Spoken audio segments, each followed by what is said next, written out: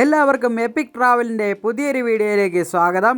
ഇന്ന് നമ്മൾ പോകുന്നത് നമ്മുടെ കമ്പത്തെ കുറച്ച് കാഴ്ചകളൊക്കെ കാണാൻ വേണ്ടിയാണ് തമിഴ്നാട്ടിലെ.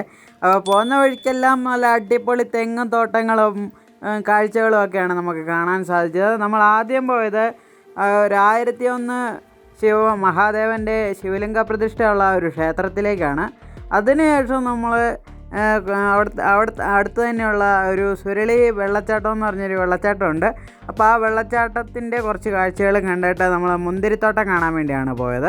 അപ്പോൾ ഇവിടുത്തെ കാഴ്ചകളെല്ലാം അടിപൊളിയാണ്. നമ്മുടെ ഇടുക്കിയിലെ അതേ വൈബൊക്കെ തന്നെയാണ് ഇവിടെയും. പക്ഷേ ഇടുക്കിയും ഇതും വെച്ച് നോക്കുമ്പോൾ ഇടുക്കിയിൽ കൂടുതലും മലകളൊക്കെ ആണെങ്കിലും ഇവിടെ മലകൾ അത്ര തന്നെ ഇല്ലെങ്കിലും പോകുന്ന വഴിക്കൊക്കെ അത്യാവശ്യം മലകളൊക്കെ കാണാനും ഒക്കെ പറ്റുന്നുണ്ട്.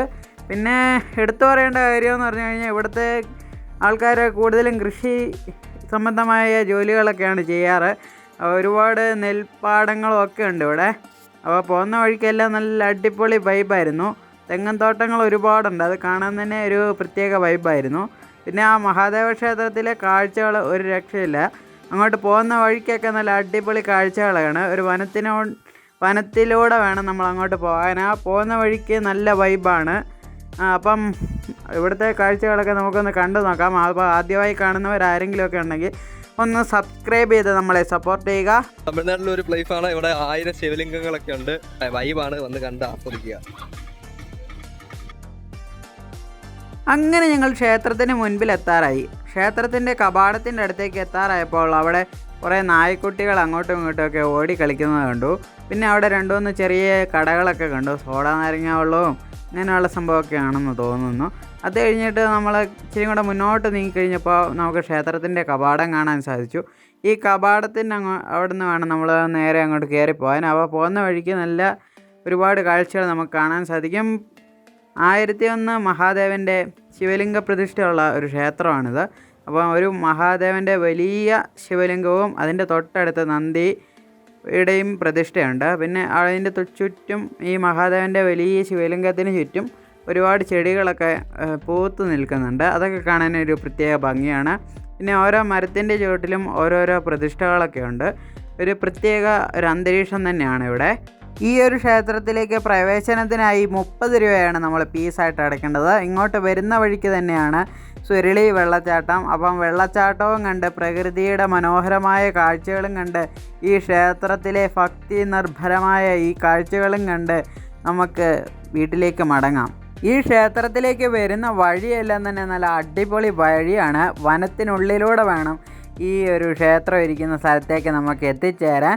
അപ്പോൾ വരുന്ന വഴിക്കെല്ലാം തന്നെ നല്ല വൈബായിരുന്നു. ഒരുപാട് ചിത്രശലഭങ്ങൾ പറന്ന് നടക്കുന്നതും ഒക്കെ നമുക്ക് കാണാൻ പറ്റി. അതെല്ലാം വീഡിയോയിലുണ്ട്. അപ്പോൾ അതിന് സ്കിപ്പൊന്നും അടിക്കാതെ കാണാൻ ശ്രമിക്കുക. യാത്രകൾ മനോഹരമാക്കുന്നത് അവിടെ കാണുന്ന വളരെ മനോഹരമായ കാഴ്ചകൾ കൊണ്ട് മാത്രമാണ്. അപ്പം നമ്മൾ അവിടെ നിന്ന് നേരെ പോയത് സുരളി വാട്ടർഫാൾസിലേക്കായിരുന്നു. അപ്പം പോകുന്ന വഴിയെന്ന് പറഞ്ഞു കഴിഞ്ഞാൽ ഒരു രക്ഷയില്ല. എടുത്തു പറയേണ്ട ഒരു കാര്യമെന്ന് പറഞ്ഞു കഴിഞ്ഞാൽ ഒരു പ്രത്യേക തരത്തിലുള്ള ബട്ടർഫ്ലൈസ്. നമ്മളിവിടെ കാണുന്നൊരു വെള്ളയല്ല, ഒരു മഞ്ഞ ബട്ടർഫ്ലൈസ് ഇല്ലേ, ആ ഒരു മഞ്ഞ ബട്ടർഫ്ലൈസ് കൊണ്ട് നിറഞ്ഞു നിൽക്കുന്ന ഒരു കാടാണത്. അപ്പോൾ ഈ കാട്ടിലൂടെയുള്ള യാത്ര ആക്ച്വലി ഇവിടെ വന്നിട്ടുണ്ടെങ്കിൽ നിങ്ങൾക്ക് ഫോറസ്റ്റുകാരുടെ വണ്ടി കിട്ടും. വേണമെങ്കിൽ ആ ഫോറസ്റ്റുകാരുടെ വണ്ടിക്ക് കയറി നിങ്ങൾക്ക് ട്രാവൽ ചെയ്ത് പോകാവുന്ന. ഇങ്ങോട്ടുള്ള എൻട്രി ഫീസ് എന്ന് പറയുന്നത് 20 രൂപയാണ്. പിന്നെ നിങ്ങൾക്ക് അത്യാവശ്യം മറ്റേ ഫോണും ക്യാമറയൊക്കെ യൂസ് ചെയ്ത് വീഡിയോസും കാര്യങ്ങളൊക്കെ എടുക്കാവുന്ന. അതിന് നമ്മൾ സെപ്പറേറ്റ് പൈസ ഒന്നും കൊടുക്കണ്ട.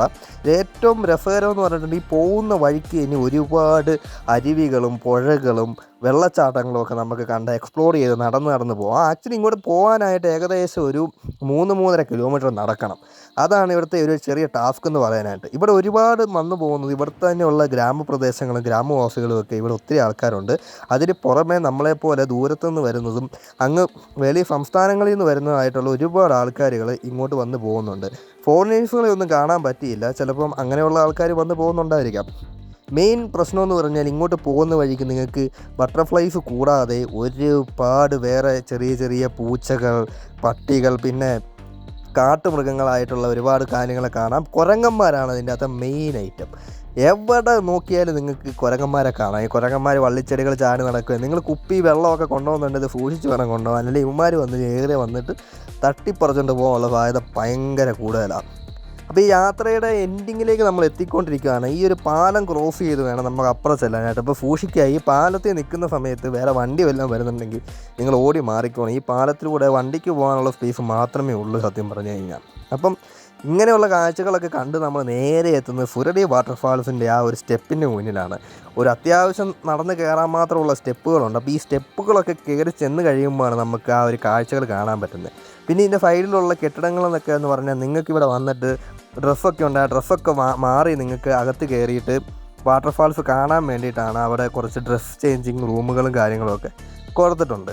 അപ്പോൾ ഇതൊക്കെയാണ് ഇവിടുത്തെ വൈബായിട്ട് നമുക്ക് കണ്ട് ആസ്വദിക്കാൻ പറ്റുന്ന ഒരുപാട് കാഴ്ചകൾ. അങ്ങനെ നമ്മൾ വെള്ളച്ചാട്ടത്തിലേക്ക് നടന്ന് കയറുന്ന വഴിക്ക് തന്നെ നമുക്ക് ഒരുപാട് കാര്യങ്ങൾ ഇതുപോലെ കാണാനായിട്ട് പറ്റും. ഇതാണ് മക്കളെ ആ ഒരു വെള്ളച്ചാട്ടം. ഈ ഒരു വെള്ളച്ചാട്ടത്തിൻ്റെ പ്രത്യേകത എന്ന് പറഞ്ഞു കഴിഞ്ഞാൽ ഇവിടെ അങ്ങ് മുകളിൽ നിന്ന് വെള്ളം വീണ് അരുവികളായിട്ട് അങ്ങ് താഴേക്ക് ഒലിച്ച് പോവുകയാണ്. അപ്പം നമുക്ക് അവിടെ തന്നെ നിൽക്കാനും അവിടെ വെള്ളച്ചാട്ടത്തിൻ്റെ അടിയിൽ നിന്ന് കുളിക്കാനും ഒക്കെ ആയിട്ടുള്ള ഫെസിലിറ്റീസും കാര്യങ്ങളും എല്ലാം ഉണ്ട്. അപ്പോൾ 2 സെക്ഷനായിട്ടാണ് ആൾക്കാരെ കയറ്റി വിടുന്നത്. അതെല്ലാം കഴിഞ്ഞ് നമ്മൾ ചെയ്യേണ്ട ബിരിയാണി കഴിക്കാൻ വേണ്ടി പോവാണ് ഗൈസ്. അപ്പോൾ നമ്മൾ അവിടെ ഒരു വെജ് കടയിലും ഒരു നോൺ വെജ് കടയിലും കയറിയിട്ടാണ് നമ്മൾ ഫുഡ് കഴിക്കുന്നത്. വെജ് കഴിക്കേണ്ട പീപ്പിൾസിന് അവിടെ കഴിക്കാം, നോൺ വെജ് കഴിക്കേണ്ട പീപ്പിൾസിന് അവിടെ കഴിക്കാം. പക്ഷേ നമ്മൾ വിചാരിച്ച് നമ്മുടെ നാട്ടിൽ, ഞാൻ ബിരിയാണിയാണ് കഴിച്ചത്, നമ്മുടെ നാട്ടിലെ ബിരിയാണിയുടെ ആ ഒരു ടേസ്റ്റൊന്നും ഇല്ല. ഒരു പ്രത്യേക തരം ബിരിയാണി റൈസും അരികളും കാര്യങ്ങളൊക്കെയാണ്. അങ്ങനെ നമ്മൾ അവിടെ ബിരിയാണിയൊക്കെ കഴിച്ച് നമ്മൾ നേരെ പോവാണ് കഴിച്ച് അങ്ങോട്ട് മുന്തിരി തോപ്പിലേക്കാണ് പോകുന്നത്. അപ്പോൾ മുന്തിരിക്കൊക്കെ അവിടെ നല്ല വിലക്കുറവാന്ന് കേട്ടിട്ടാണ് നമ്മൾ അങ്ങോട്ട് പോയത്. ഞാൻ 2-2.5 കിലോ വാങ്ങിച്ചു. വലിയ പൈസയൊന്നും ആയില്ല, 100 രൂപ അടുത്തായതേ ഉള്ളൂ. നല്ല ടേസ്റ്റി ആയിട്ടുള്ള മുന്തിരിക്കാണ്. ആക്ച്വലി നിങ്ങൾക്ക് മുന്തിരി തോപ്പിൻ്റെ അകത്ത് നിന്നിട്ടുണ്ടല്ലോ, ഭയങ്കര വൈബാണ്, വൈബ് സ്പോട്ടാണ് അവിടെ. തണുപ്പൊക്കെ ആയിട്ട് പിന്നെ മുന്തിരിനൊന്നും അവർ പിടിക്കാനോ അല്ലെങ്കിൽ പറിക്കാനോ ഒന്നും സമ്മതിക്കില്ല. ആക്ച്വലി നമുക്കത് പറിക്കേണ്ട ആവശ്യമൊന്നുമില്ല, കാരണം അവർ കൃഷി ചെയ്ത് വെച്ചിരിക്കുന്ന കാര്യം നമ്മൾ പറിക്കേണ്ട ആവശ്യമൊന്നുമില്ല. പക്ഷെ നമുക്ക് അവിടെ കയറി നിന്ന് കാഴ്ചകളൊക്കെ കാണാം. ഇതാണ് ആ മുന്തിരി തോട്ടം. നിങ്ങൾ വൈബടിച്ചൊന്ന് വന്ന് കണ്ടിട്ട് പോകണം കേട്ടോ. ഭയങ്കര രസമാണ് ഇതിൻ്റെ അകത്ത് കയറിയിട്ട് ഇങ്ങനെ നിൽക്കാനും ഫോട്ടോസ് എടുക്കാനൊക്കെ. ലൈഫിൽ ഒരു തവണയായാലും മുന്തിരിത്തോപ്പിൽ പോകണം നിങ്ങൾ, അതാണ് ഏറ്റവും മസ്റ്റായിട്ടുള്ള കാര്യം. അപ്പം ഇതുപോലുള്ള മനോഹരമായ വീഡിയോസ് ഞങ്ങൾ ഗായ്സ് നിങ്ങളുടെ മുമ്പിൽ എത്തിച്ചുകൊണ്ടിരിക്കുന്നത്, വളരെ വെറൈറ്റി ആയിട്ടുള്ള സ്ഥലങ്ങൾ. So subscribe the channel guys, like, share, comment, fair എന്തെങ്കിലുമൊക്കെ ചെയ്യടേ. Bye bye.